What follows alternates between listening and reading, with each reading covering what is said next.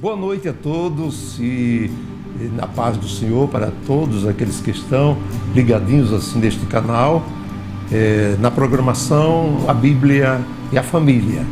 Programa este promovido pela Igreja Assembleia de Deus aqui em Santa Rita, na Paraíba, e nós agradecemos a Deus pelo privilégio que Ele está nos dando e também agradecemos a Deus pela sua vida, você que está já conectado com esta programação. E neste momento nós já queremos fazer uma oração a Deus pela sua vida, agradecendo também por esta porta que Deus abriu.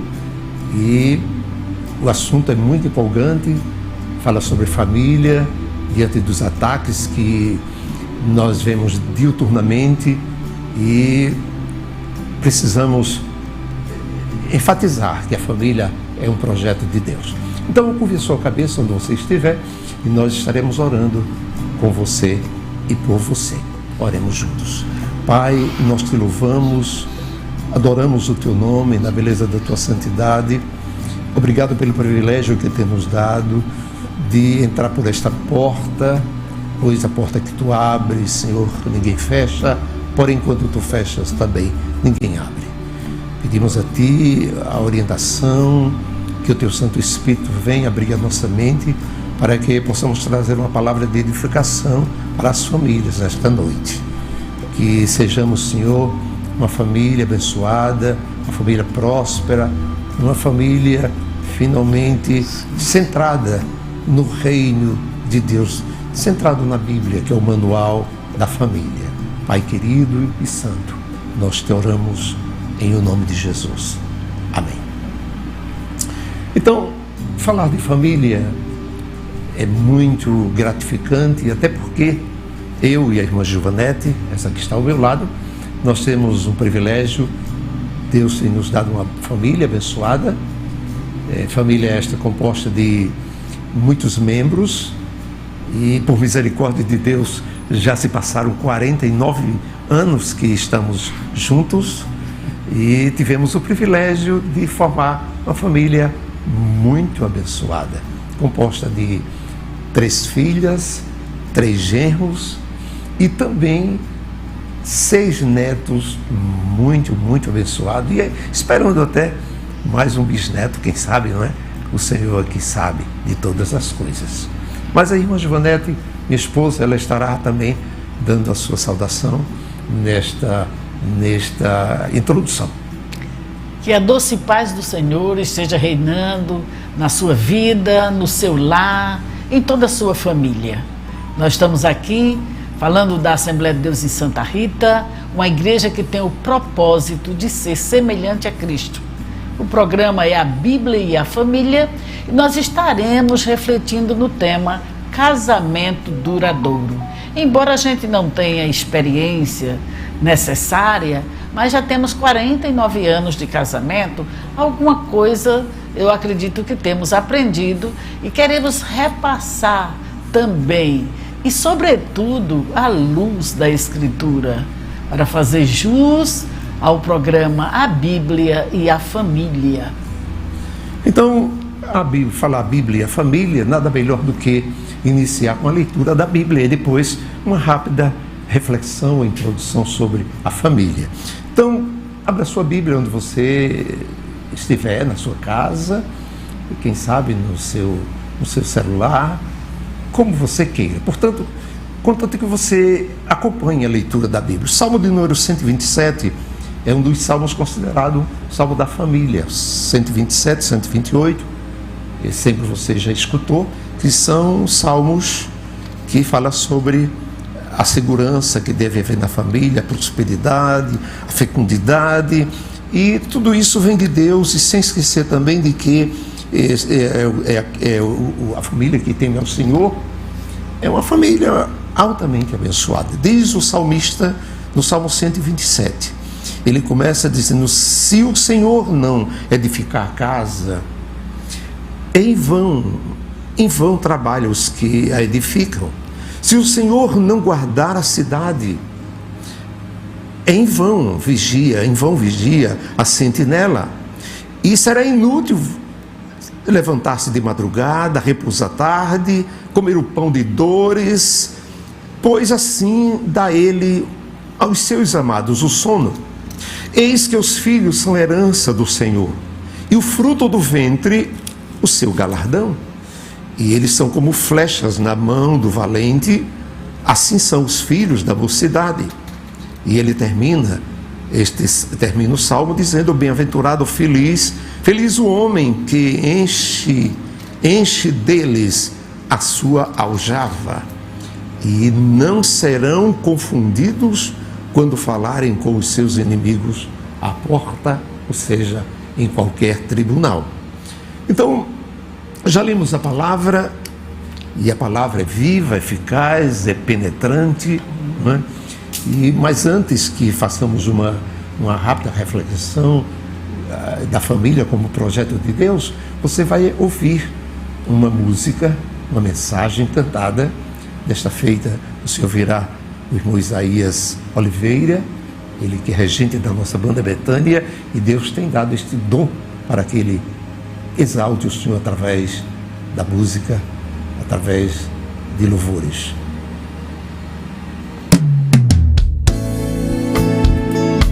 Bate, bate, bate coração, bate, não para de bater.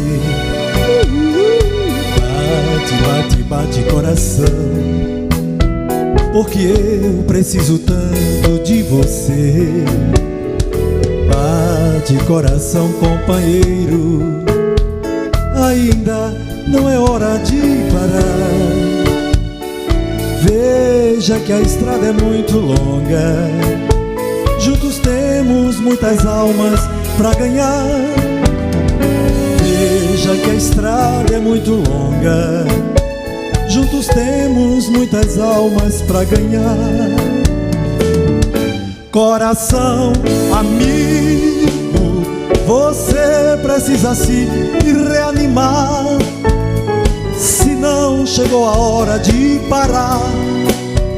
Desperta que Deus quer falar contigo. Coração amigo, milhões estão orando por você. Desperta, você não pode morrer sozinho, nada faço sem você. Escute, coração companheiro, o meu Cristo veio visitar você. Abre bem a porta nesta hora e deixa o Senhor te socorrer. A presença desse mal pra ele é nada. Deixa a morte de ti mesmo repreender. A vitória vem da nossa obediência. Faça de tudo que ele te mandar fazer. A vitória vem da nossa obediência. Faça de tudo que ele te mandar fazer. Coração amigo, você precisa se reanimar, senão chegou a hora de parar. Desperta que Deus quer falar contigo. Coração amigo, milhões estão orando por você. Desperta, você não pode morrer sozinho, nada faço sem você. Sem você.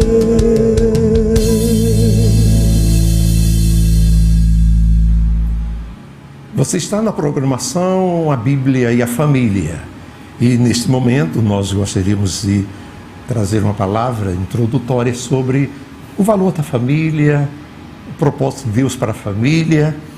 E quero dizer com muita firmeza que a família foi estabelecida por Deus no princípio de tudo.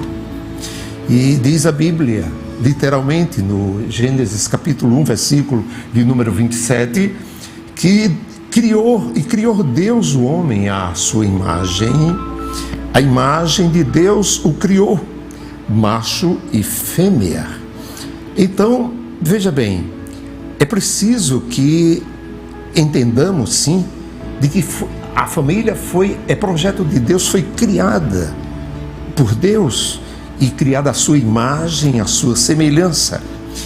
Em seu projeto original, projeto este de Deus, Deus os dotou a família de poder, de criação, também lhes deu autoridade. Veja bem que é semelhança de Deus, é sombra de Deus, lhe deu poder para criar e lhes deu também autoridade sobre a natureza, quando Deus disse para aquele casal, aquela família: frutificai, multiplicai-vos e enchei a terra e sujeitai-a. E também Deus deu à família o dom sobre os peixes do mar. Veja que a família dominava toda a criação de Deus. Deus deu dom sobre os peixes do mar, sobre as aves dos céus e sobre todo animal que se move na terra. Isso está escrito no livro do Gênesis, capítulo 1, versículo de número 28. Porém, infelizmente, por causa do pecado, a família passou a viver novas experiências. Quais? Por exemplo, a dor não existia. A família começou a sentir dor, começou a suar, espinhos na terra que não havia, muito trabalho, até ciúme entre filhos e até ponto de haver morte no meio da família, e por aí vai. Então, desde que existe a humanidade, existe também a família.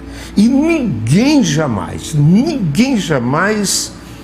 a pode ou poderá destruí-la, pelo fato de que ela é, sobretudo, divina, porque foi criada por Deus, instituída por Deus. Então podemos afirmar que a família é o eixo da humanidade. É como podemos usar a expressão bíblica, também podemos considerar como a pedra angular, ou seja, aquela pedra que se alinha a uma construção, um edifício, o início de uma construção. Portanto, o futuro da sociedade e da igreja passa pela família. É aí que os filhos e os pais devem ser felizes, no meio da família. Quem não experimentou o amor no seio do lar, no seio da família, olha, é preciso rever esses conceitos, e se continuar assim, terá dificuldade para conhecê-lo por fora. Enfim, a família é a comunidade na qual, desde a infância, se pode assimilar os valores morais, em que se pode começar a honrar a Deus e usar corretamente a liberdade. Me faz lembrar um jovem por nome de Timóteo, que Paulo tinha como filho, mas Paulo, como pai espiritual de Timóteo, ele trouxe à tona o lar de Timóteo, falando sobre a sua avó, a sua mãe, que ensinou o caminho de Deus. Verdade que ele não tinha a Bíblia, esse manual de Deus, mas ele estava bem lembrado do que diz em Provérbios, capítulo de número 22, versículo 6, ensina o menino no caminho em que ele deve andar. Então Paulo, ele lembrou a ação tanto da sua avó como da sua mãe, que foram colunas para aquele jovem, já um obreiro, sendo discipulado por Paulo. Então, podemos dizer que a família é a comunidade da qual, desde a infância, se pode assimilar os valores morais, em que se pode também começar a honrar a Deus, e a usar corretamente a liberdade, não a libertinagem, como está aí nessa sociedade pós-moderna. Absolutamente não. O mesmo Deus que no desígnio de pura bondade, Ele criou o homem e a mulher, os quais os quis que eles vivessem em família. Quando disse na sua palavra: não é bom que o homem esteja só. Far-lhe-ei uma adjutora, uma auxiliadora à sua altura, e que esteja como diante dele. Isso você encontra no livro do Gênesis, no capítulo 2, e o versículo de número 18. E depois de ter criado a mulher da costela do homem, diz a Bíblia que Deus o levou até Adão. E este, ao vê-la, ele certamente deu um suspiro forte de alegria e declarou: esta sim é osso dos meus ossos e carne da minha carne. Esta será chamada varoa ou mulher, porquanto do varão ou do homem foi tomada. E depois desta linda declaração de amor de Adão para Eva, esposo para a esposa, o que acontece? Uma declaração muito profunda. É pela primeira vez na história da humanidade. Então Deus mostra-lhes toda a profundidade da vida conjugal. Porque ora, a vida conjugal, o casamento, ele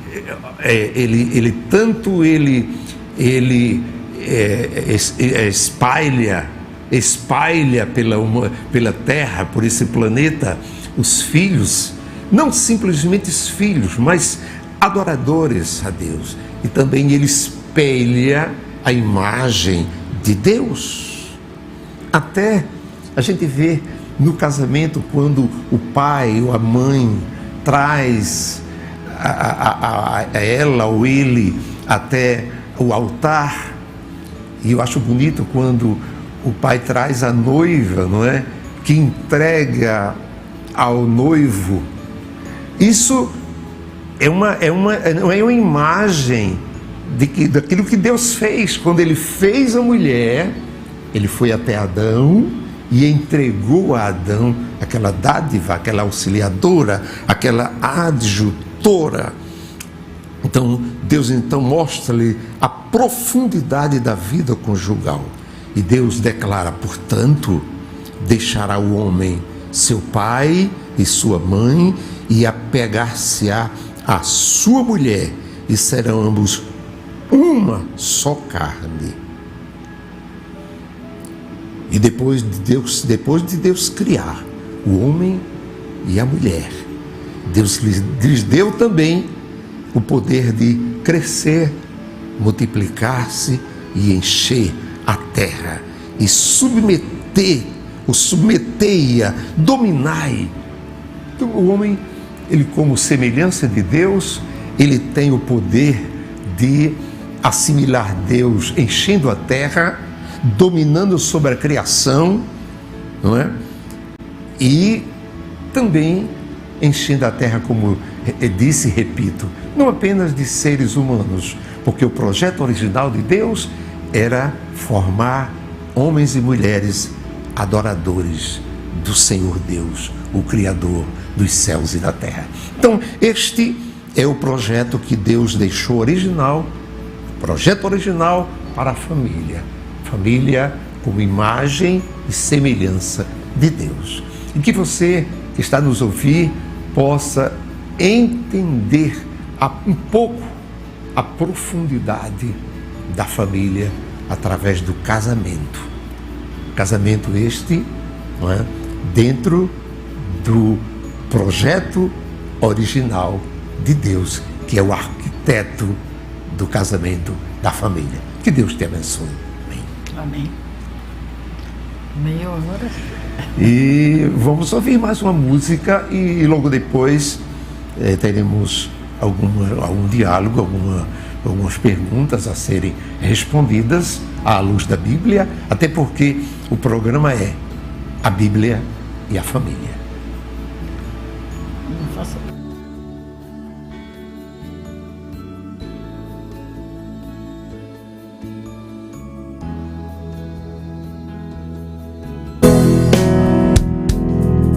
Eu te amo mais que a abelha ama a flor.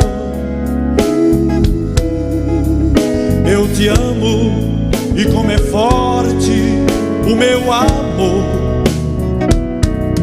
Eu te amo mais que tudo, mais que a vida que há em mim. Eu te amo e nada vence este amor que não tem fim. Eu te amo, pois trocaste o meu fardo pela cruz. E é assim que eu te amo, Jesus. Eu te amo, mais que um preso anseia ver toda a luz da liberdade e assim viver. Eu te amo mais que o nauta ama a pátria que o deixou, mas que o pobre exilado ama o chão que o desprezou. Eu te amo mais que um cego possa desejar a luz. É assim que eu te amo, Jesus.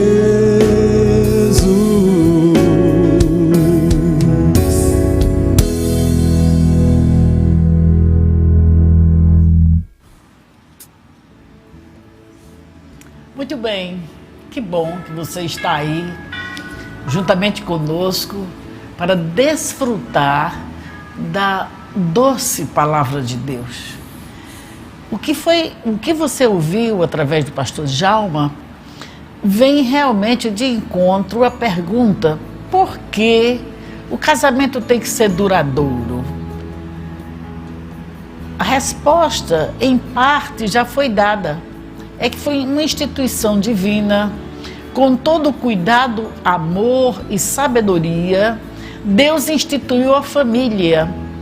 E por que o casamento tem que ser duradouro? Primeiro, porque o próprio Jesus diz: o que Deus uniu, não separe o homem. Também encontramos que devemos estar casados até que a morte nos separe. Então, por isso tudo, o casamento foi feito para ser duradouro. Mas por que tantos casamentos se desfazem? Acredito que nós precisamos pensar o como manter a durabilidade no casamento. É dito muitas vezes que nenhum sucesso justifica, nenhum sucesso na vida compensa o fracasso no casamento. Isso é um argumento muito bem trabalhado, divulgado, e que tem um respaldo bíblico. Nenhum sucesso na vida compensa o fracasso no lar. Infelizmente, hoje, as pessoas, no afã de ter bens materiais, status, fama, riquezas, elas invertem os valores. E isso realmente podemos ver no Salmo 127, conforme foi lido. Como o salmista está bem alinhado com esse argumento de que nenhum sucesso na vida compensa o fracasso no lar. E que o casamento deve ser duradouro. Vejam, o capítulo 127 dos Salmos, ele mostra claramente que se o Senhor não edificar a casa, em vão trabalham os que a edificam. Então, o salmista já começa mostrando a importância de ter Deus como orientador, como refúgio, como guia, como pai que vai estar cuidando da nossa família. E é por isso que ele diz que realmente, se o Senhor não edificar a casa, em vão quer dizer, é inútil, é vazio, é desprovido de sentido. Então, sem Deus, o casamento fica vazio, fica faltando o principal. É vão. E ele mostra essa futilidade exatamente a partir da avareza dos homens. Porque eles trabalham, vejam bem, como ele diz, se o Senhor não guardar a cidade, em vão vigia a sentinela. Quer dizer, é vã também a segurança da casa, do lar. Inútil vos será levantar de madrugada, repousar à tarde, comer o pão de dores, pois assim ele dá aos seus amados. Essa busca desenfreada, o salmista fala aqui, de levantar de madrugada, essa busca desenfreada por sucesso, bens, fama, leva exatamente as pessoas a esquecer o que tem real valor. É o que nós chamamos de inversão de valores. Nós precisamos alinhar, rever os nossos valores em relação ao casamento. É isso que o salmista está mostrando aqui, o caminho, o como manter a durabilidade do casamento. Primeiro, o casamento deve ser uma construção. Ela será vã, essa construção do casamento será inútil e vã se não dispor também da presença de Deus. Vai se tornar fútil essa autossuficiência que descarta o senhorio de Deus, o reino e o domínio e o controle de Deus no casamento. Então, tudo que se faz fora desse controle de Deus é futilidade, é vã, é vazio. A verdadeira construção do casamento, ela deve ser feita a partir de uma dependência de Deus. Reconhecer a nossa incapacidade para manter o casamento conforme Deus assim quer que seja. O casamento como uma bênção, um casamento duradouro, abençoado e feliz. Não que seja perfeito. Sabemos que todos nós temos problemas no casamento, as nossas imperfeições, o pecado inerente nos leva muitas vezes a fazer o que não devíamos. Mas nós podemos ver aqui no Salmo a nossa dependência de Deus na manutenção do casamento. Então ele diz que se o Senhor não guardar a cidade, então a proteção de Deus é que dá segurança no casamento. É realmente construir sobre a rocha. Ele continua: inútil vos será levantar de madrugada. A bênção de Deus é o diferencial no trabalho. É tanto que no Salmo 128, que é um salmo paralelo, ele fala da bênção do trabalho. Ele diz que bem-aventurado aquele que teme ao Senhor e anda nos seus caminhos. Então, a bênção no casamento depende do temor a Deus. É muito claro, essa condição é condicional. A bênção de Deus vem através do temor, do andar com Deus. É tanto que o Salmo 112, que também faz um paralelo com estes Salmos 127 e o 128, o 112 ele diz assim, veja bem, no primeiro versículo do Salmo 112 diz: louvai ao Senhor, bem-aventurado o homem que teme ao Senhor, que em seus mandamentos tem grande prazer. A sua descendência será poderosa na terra, a geração do justo será abençoada. Então a bênção não se restringe somente ao homem que teme ao Senhor, ao casal que teme ao Senhor, mas nós ainda recebemos um bônus de bênção para os nossos filhos, para a nossa família. E lá na frente no Salmo a gente vai ver também que até a comunidade é abençoada quando uma família teme ao Senhor, e isso vai garantir a durabilidade do casamento. E no Salmo 128 diz: comerás do trabalho das tuas mãos, feliz serás e te irá bem. Então não é o trabalho em si, mas é o trabalho desenfreado, desmedido, sem sobrar tempo para a família. Hoje nós vivenciamos isso de forma muito clara na sociedade. As pessoas sacrificam a família, sacrificam os filhos, em detrimento da busca desenfreada por riquezas, por bens, por status. Eu me lembro, falando em casamento duradouro, e a gente quer lembrar que nós fizemos 49 anos agora, nesse mês passado, e há mais ou menos 5 anos atrás, eu estava trabalhando, né, já tinha tempo para me aposentar, poderia ter me aposentado já há muito tempo, mas continuava trabalhando, porque deveria sair da compulsória aos 70 anos de idade. Mas eu, há 5 anos atrás, pensei bem e fiquei imaginando, esse tempo que eu estou trabalhando, eu poderia dar ao meu esposo, à minha família, à igreja, a um trabalho mais produtivo, que fosse um investimento eterno e não um investimento material. E eu resolvi pedir a minha aposentadoria. Me lembro até que um dos meus netos achou interessante esse fato, e louvável pelo que eu estava dizendo, de que queria ficar mais perto do meu esposo. Às vezes ele saía para visitar alguém, um projeto, e eu saía para trabalhar. E eu pensei melhor, disse: eu vou pedir a minha aposentadoria, porque eu compreendi que eu precisava fazer um investimento maior na minha família.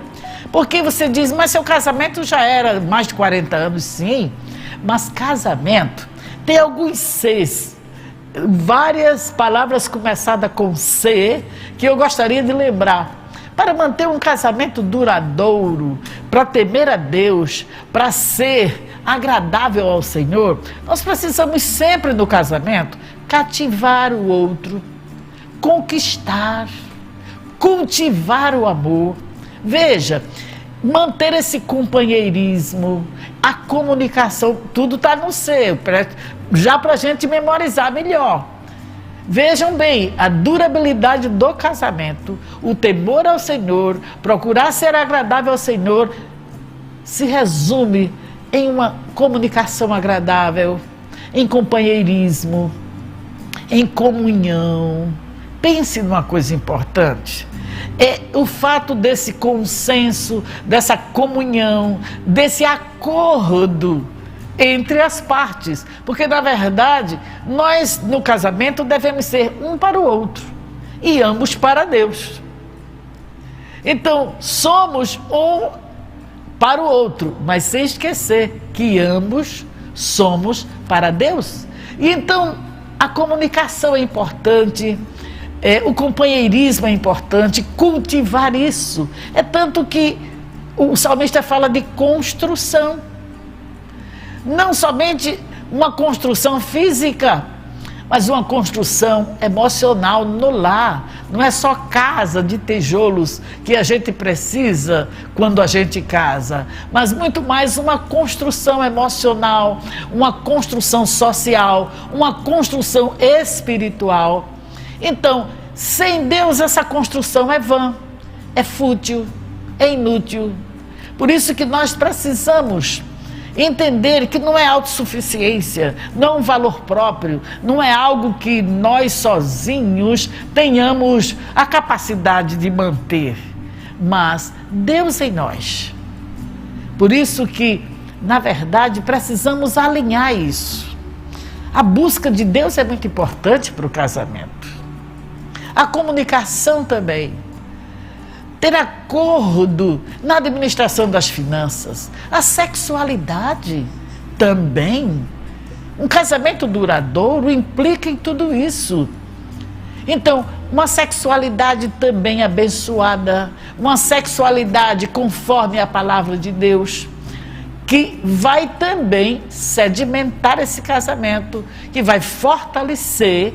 Então precisamos alinhar todas essas necessidades dentro do casamento para que tenhamos um casamento equilibrado. Se a gente imaginar o casamento como uma mesa de 6 pés ou de 4 pés, não pode faltar nenhum.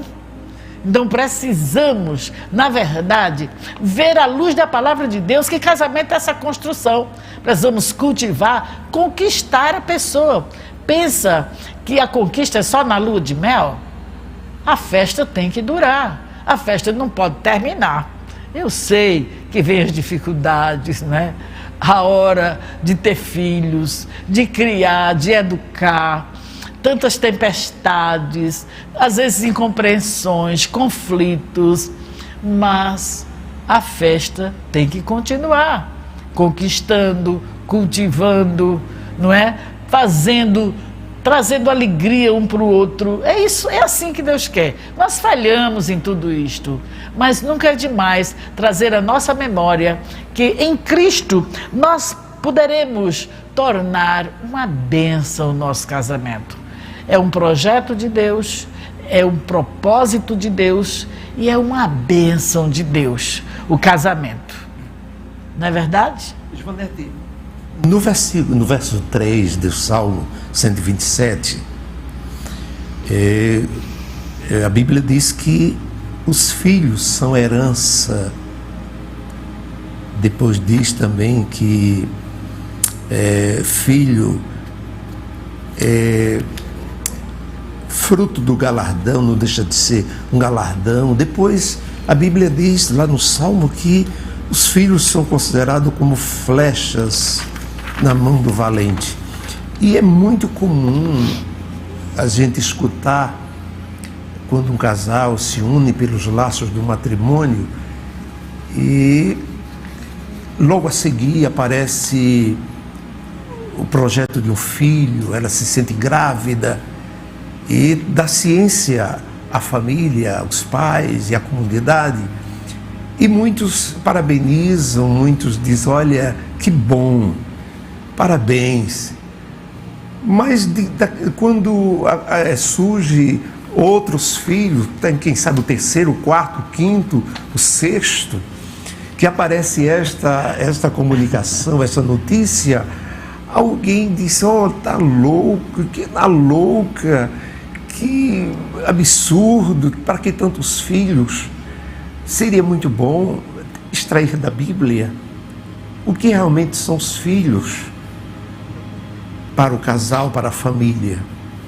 Fala um pouquinho sobre isso aí. Nós vemos que no Salmo 127, o salmista ele enfatiza a questão dos filhos como herança, como a bênção de Deus. Quando nós casamos, estávamos noivos e estavam prestes a casar, nós conversamos e combinamos que teríamos 5 filhos. Esse era o nosso desejo, nós dois.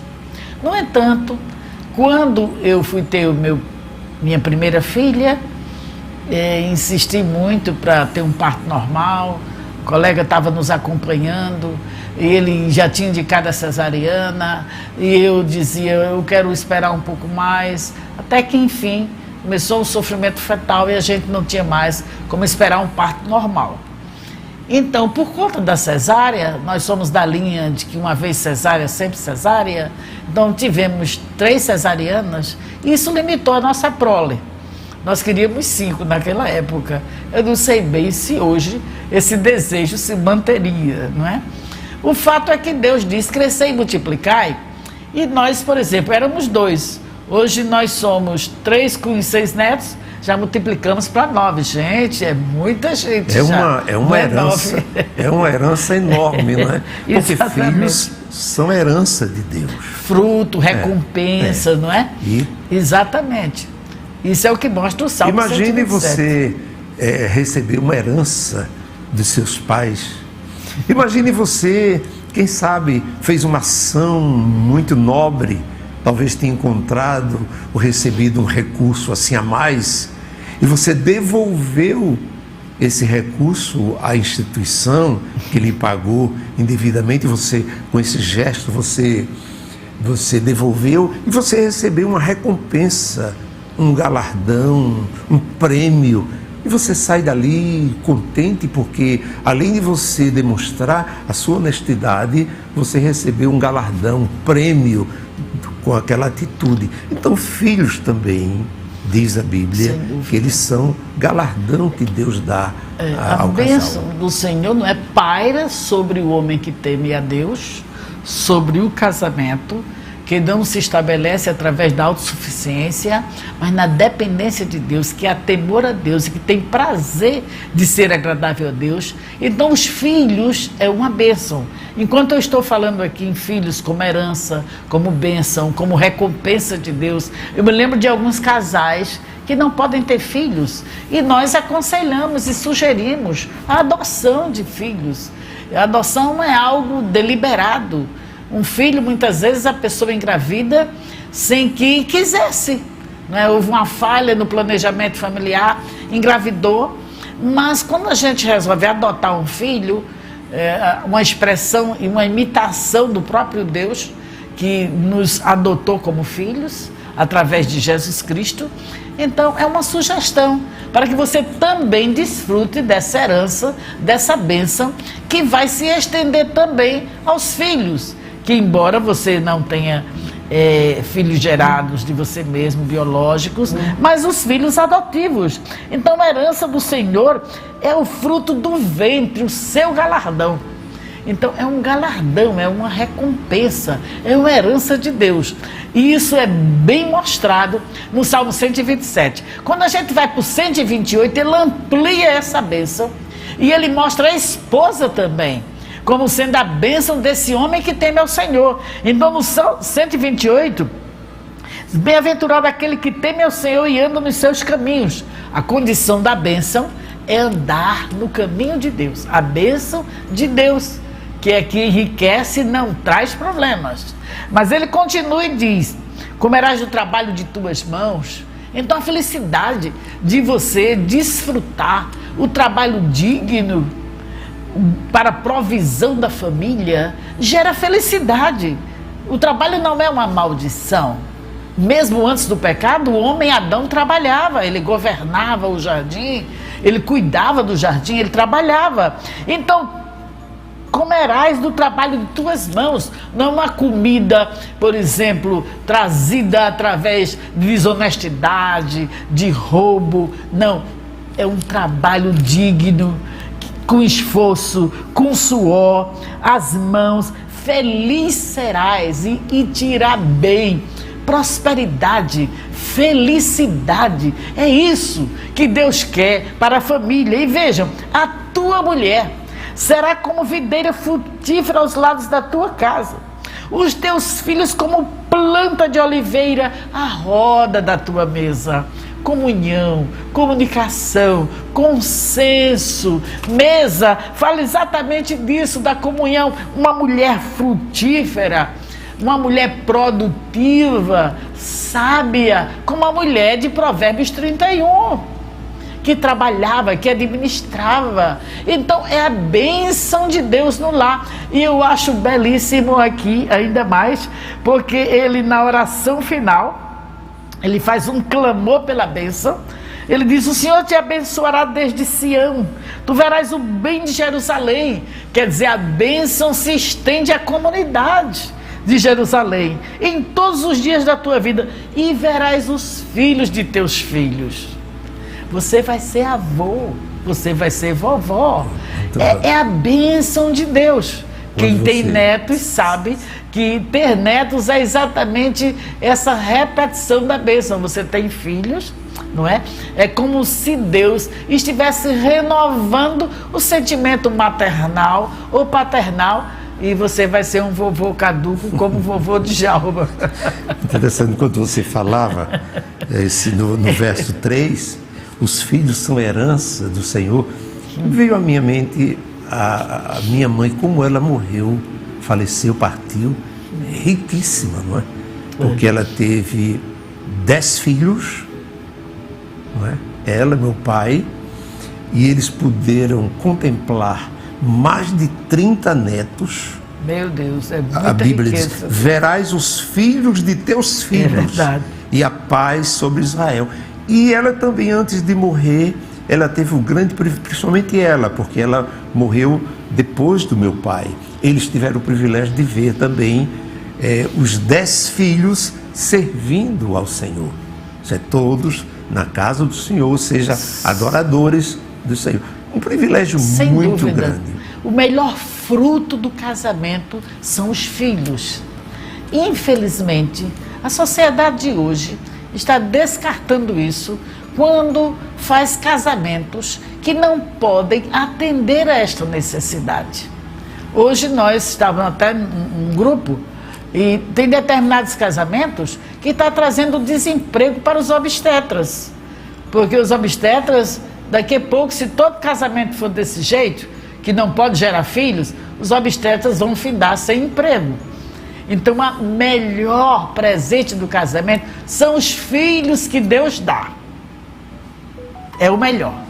E isso se amplia, essa bênção, Deus abençoa, a graça dele se estende sem medida, e toda a família é abençoada, e até os netos que vão chegar, e até a comunidade. Na verdade, a gente sabe que famílias fortes geram uma igreja forte, e não só uma igreja, uma sociedade forte. É isso que o salmista está mostrando aqui de forma clara. Não é por acaso que estamos numa batalha espiritual tão grande contra o casamento, e que o inimigo se levanta fortemente contra o casamento, e a igreja é invencível, a igreja é imbatível, como Jesus prometeu. E as famílias da igreja precisam ser exemplos, precisam alinhar. Precisamos de um alinhamento entre as famílias para que possamos compreender a verdadeira importância, o verdadeiro valor, a relevância da família. Porque da forma que vamos, divórcios, coisas que Deus abomina, nós não podemos ficar nessa. Nós precisamos mais do que nunca levantar a bandeira que Deus levanta. E a bandeira de Deus é até que a morte separe. E o propósito de Deus é o que Deus uniu, não separe o homem. Então estamos saindo do propósito de Deus. Se quisermos de fato sermos abençoados conforme Deus aqui na sua palavra orienta, a Bíblia e a família, nós vamos ver que realmente há uma condição para a bênção, não é? Precisamos temer a Deus para que sejamos abençoados. Temer a Deus é fazer o que lhe agrada, é ter prazer, como lemos no Salmo 112. Prazer. E então nós teremos uma descendência também que vai seguir, não é, o nosso exemplo. E as características dessa bênção é exatamente os filhos, a mulher produtiva, sentados à mesa.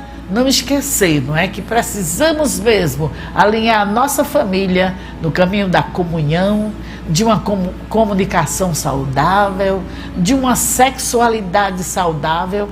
É fato que o amor eros, o erotismo, este tipo de amor, ele não pode garantir a sustentabilidade do casamento. Mas nós precisamos de uma sexualidade conforme a palavra de Deus, que seja estabelecida no amor ágape. Quando Paulo escreve sua carta, está lá em Efésios capítulo 5, quando fala do amor que devemos ter do marido para com a mulher.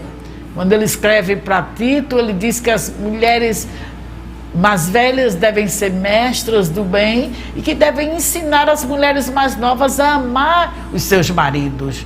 Então, o amor é algo que perpassa o casamento, desde o primeiro dia da festa, da lua de mel, e este amor não pode falhar, tem que ser um amor permanente, porque este amor ágape, que não busca seus próprios interesses, que não é egoísta, este amor nunca falha. Este amor é o amor de Deus na nossa vida, que precisamos para amar o cônjuge, precisamos deste amor para amar os nossos filhos, a família como um todo. Então, o que vai garantir um casamento duradouro é a observância, é a obediência a estes regulamentos, a esses ensinamentos, a esses preceitos, orientações de Deus, para que um casamento se torne realmente duradouro e que só a morte nos separe. É o poder de Deus na nossa vida. Por isso que falei desde o início, à luz deste salmo, que se o Senhor ele não começa com o trabalho, ele não começa mostrando a importância do trabalho, ou a importância dos filhos, ou a importância dos netos, ele começa mostrando o Senhor. Então, prioritariamente, ele foca, é o Senhor que guarda, é a sentinela, somos nós. Mas se o Senhor não guardar, é vã a nossa vigilância. A verdadeira segurança é o Senhor quem nos dá. Então, que possamos cada dia mais, não é? Seguir estas regras, esses conselhos da palavra de Deus. Ele é realmente aquilo que Isaías profetizou. Maravilhoso, conselheiro, Deus forte. Então, a durabilidade de um casamento passa pela submissão humilde ao domínio daquele que está acima de nós. Casamento duradouro, um para o outro, mas ambos para Deus. É isso que precisamos aprender. Não podemos falar de casamento sem falar também de família. E me veio à mente o profeta Isaías, ele usado por Deus, e mostrando-lhe que Deus, como Pai, no capítulo 1, ele disse: olha, eu criei filhos. Eu criei, porque o casal precisa também não apenas espalhar filhos sobre a terra, mesmo que sejam filhos adoradores, mas não pode ser um filho adorador se não houver um ensino da palavra. E Deus diz assim: olha, eu criei filhos e exalcei-os, instruí-os, mas eles prevaricaram contra mim, desobedeceram a minha palavra.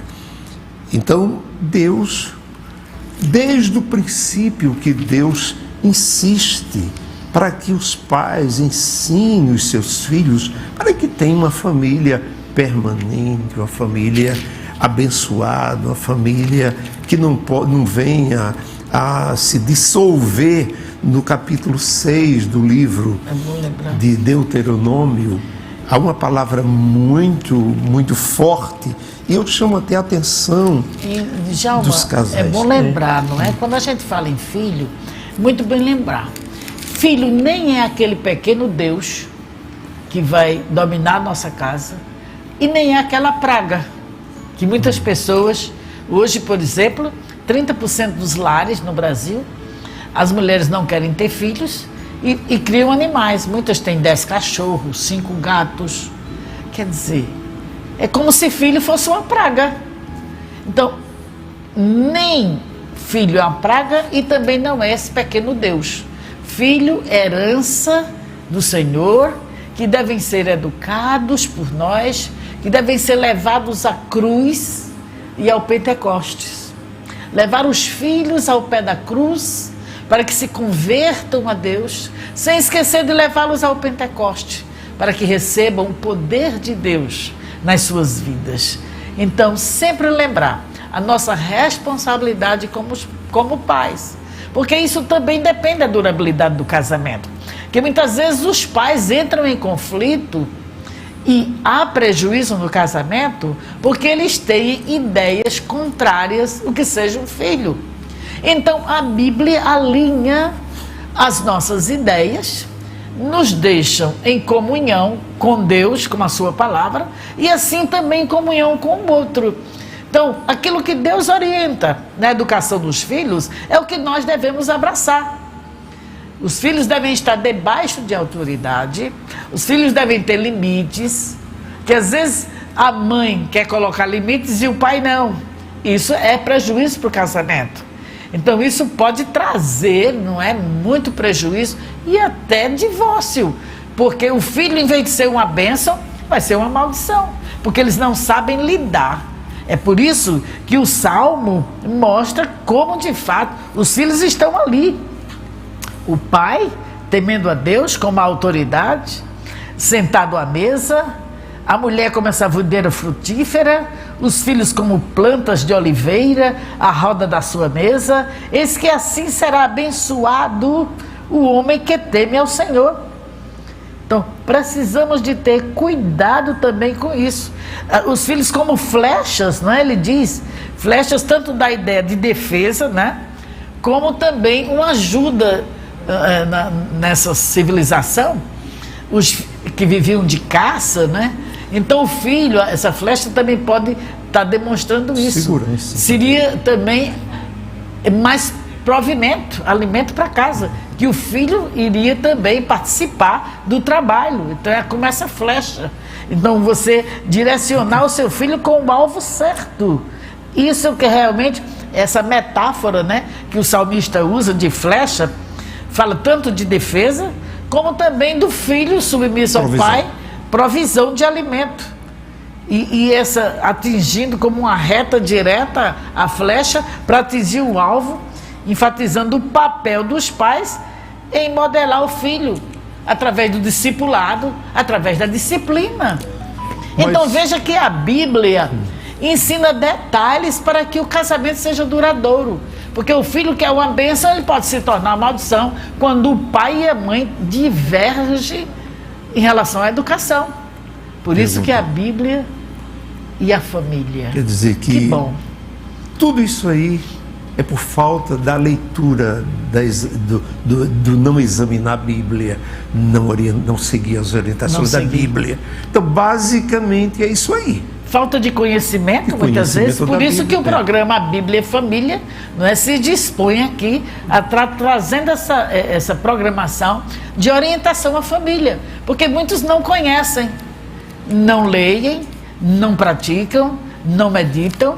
Então, vejam como o Salmo deixa tão claro a função dos pais em relação aos filhos. Discipular, aquilo que eu disse, levá-los a Cristo, disciplinar. Porque qual o pai que não disciplina seu filho? Então, se não está debaixo de disciplina, não é filho, é bastardo. Como diz lá em Hebreus capítulo 12. E Deus Pai é um exemplo maior, né, de disciplina. O próprio Adão, seu filho amado, criado com todos os bens, ele colocou limites. Ele não podia comer da árvore da ciência do bem e do mal, eram limites. E quando ele desobedeceu, o pai disciplinou. As famílias. Então nós precisamos aprender com o Pai Celestial. As famílias israelitas, elas tinham assim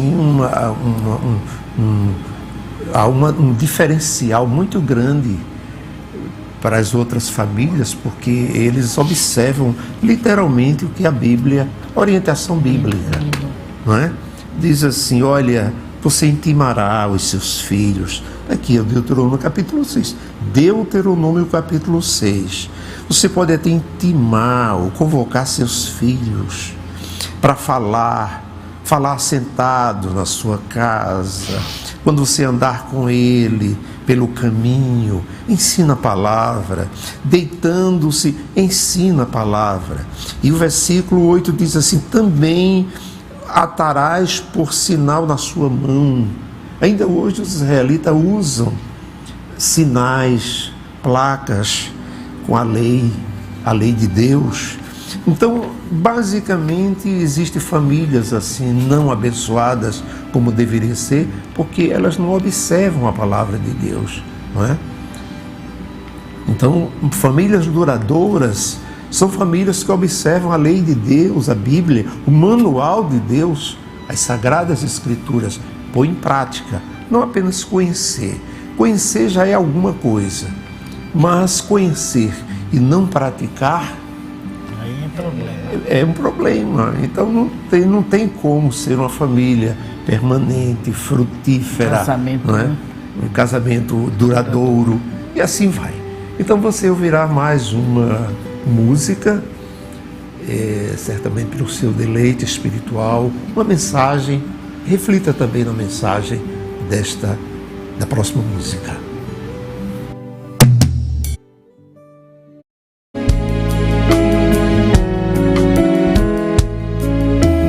Nada me separa desse amor, nada vai tirar Jesus de mim. Todo sofrimento acabou, caminhando eu vou com Jesus até o fim. Sei que muito vou me alegrar por ter esse caminho a seguir. Confesso que eu não vou deixar e que nada vai tirar esse amor que existe em mim. Confesso que eu não vou deixar e que nada vai tirar esse amor que existe em mim.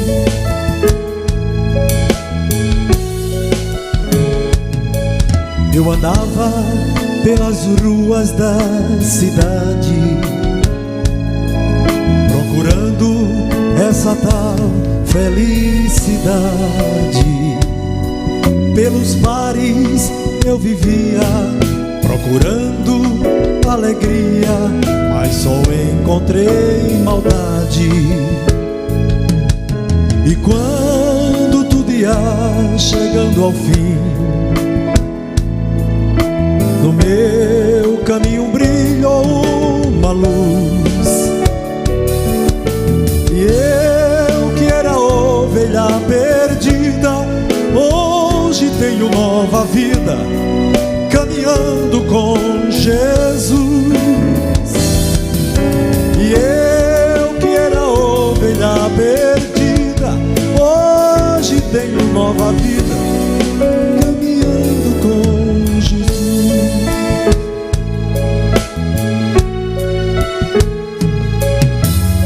Nada me separa desse amor.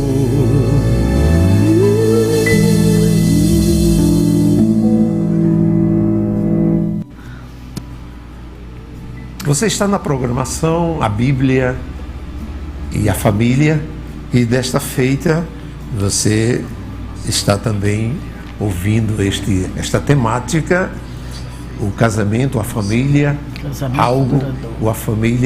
casamento duradouro, permanente. Este é o projeto número 1 de Deus. Nós gostaríamos estamos chegando já aos momentos finais, gostaríamos de lembrar aquilo que falamos, né, que o casamento deve ser duradouro porque Deus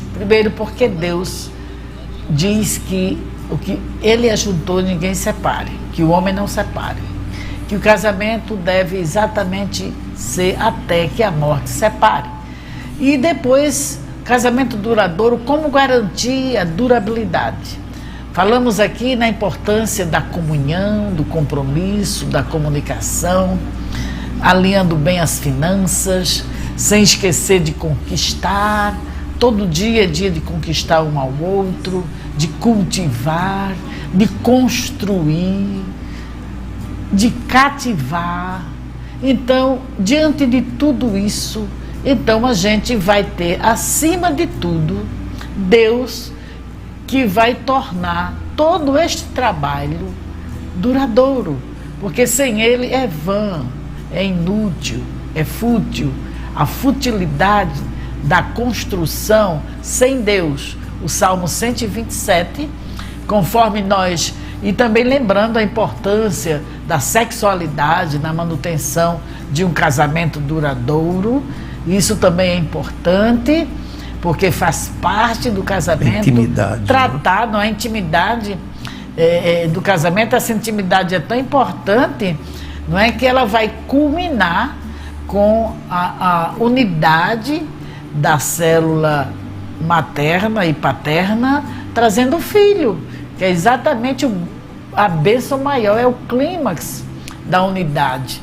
O filho é a melhor recompensa do casamento, é a melhor herança, e o cuidado com o filho. Então vejam bem, o Salmo 127 e o Salmo 128, eles são paralelos, verdades paralelas, e esses dois salmos, como a gente viu aqui desde o começo, eles descrevem a bênção que acompanha a família. No 127 ele dá o foco nos filhos, a bênção dos filhos. O 127 também mostra a frustração, não é?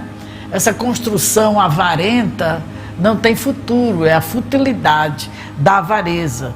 Frustração e inutilidade. Desde o primeiro versículo 1, 2, 3 mostram isso. E a inutilidade desse trabalho desenfreado.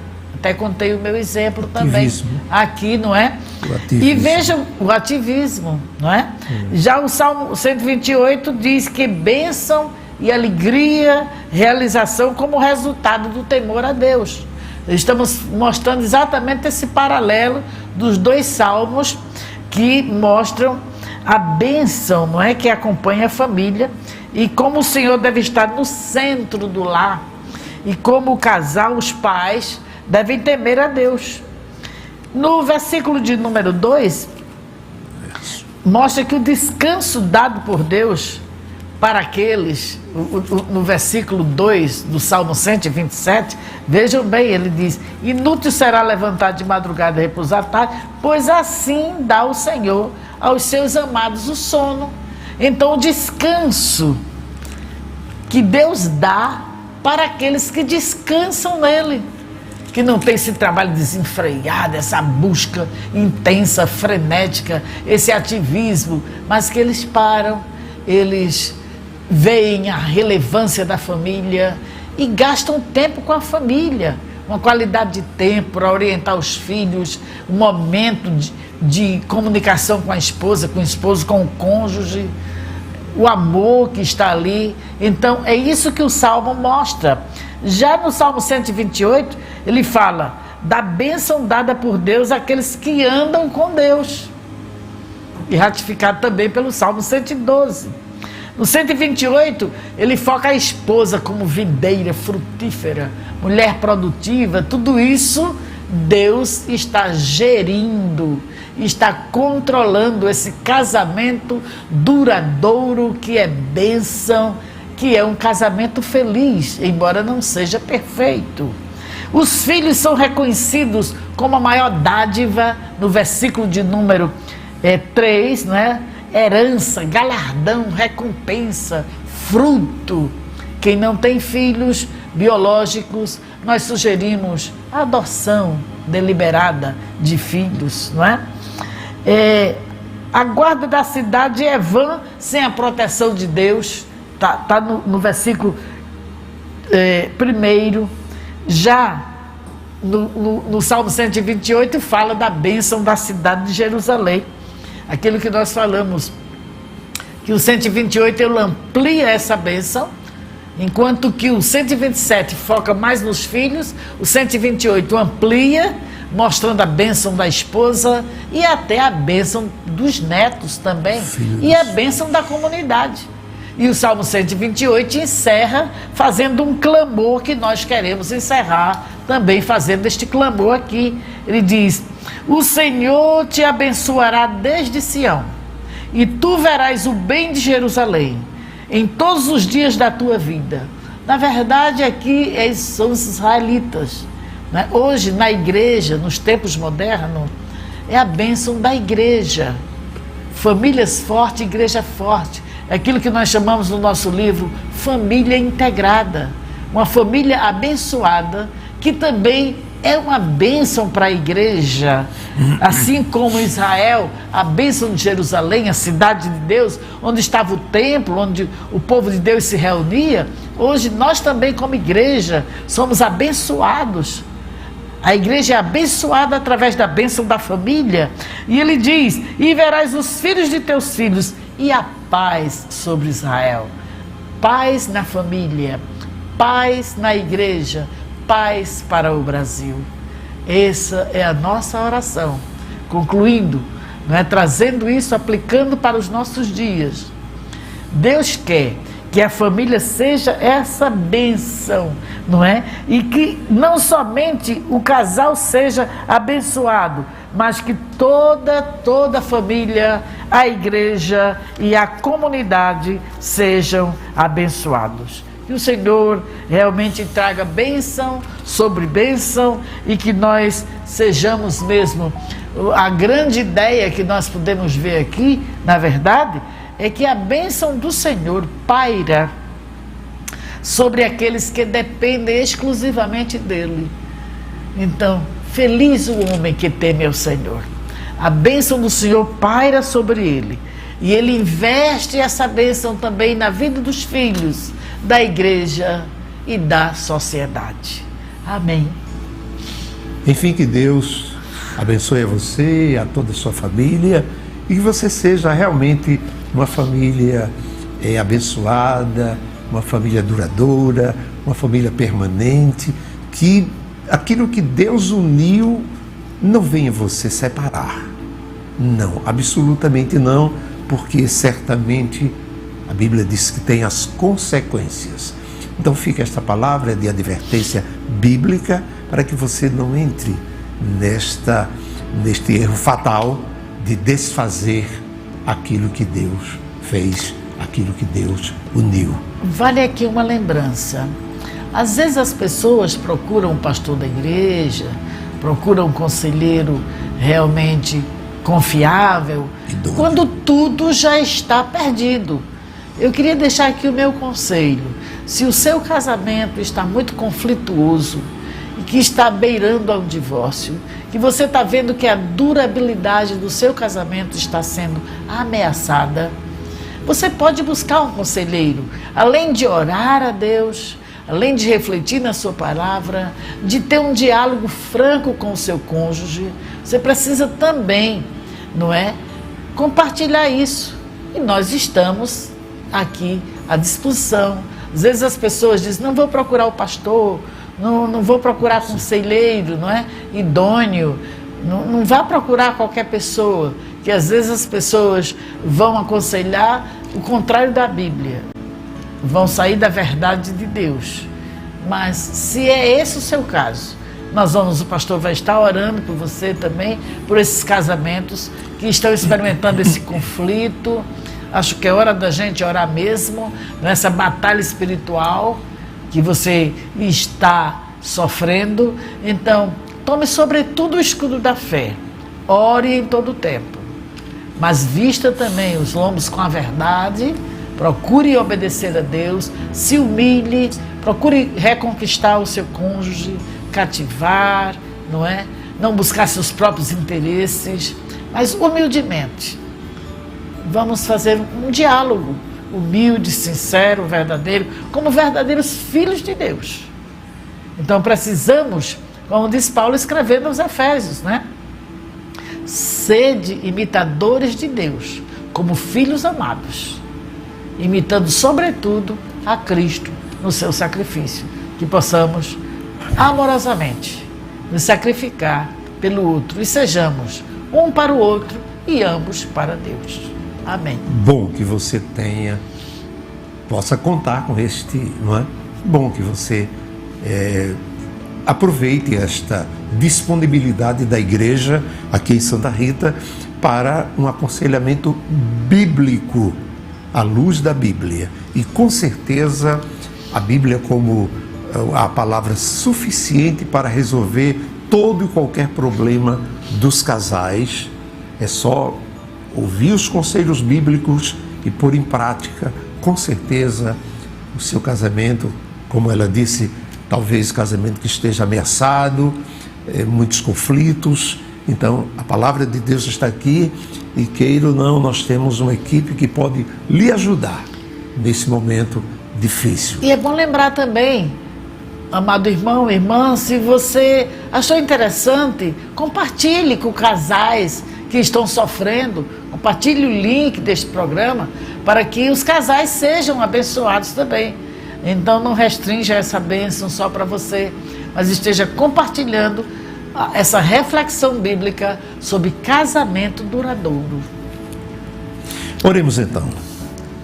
Amado Deus, eterno Pai, mais uma vez nós elevamos a nossa mente a Ti, o nosso coração também, para que Tu venhas, Pai, abençoar os casais que estiveram assistindo a esta programação, aqueles que estão em conflitos, que eles possam tomar a iniciativa de procurar alguém que possa expor a palavra de Deus de uma forma sábia e prudente, mas de uma forma contundente.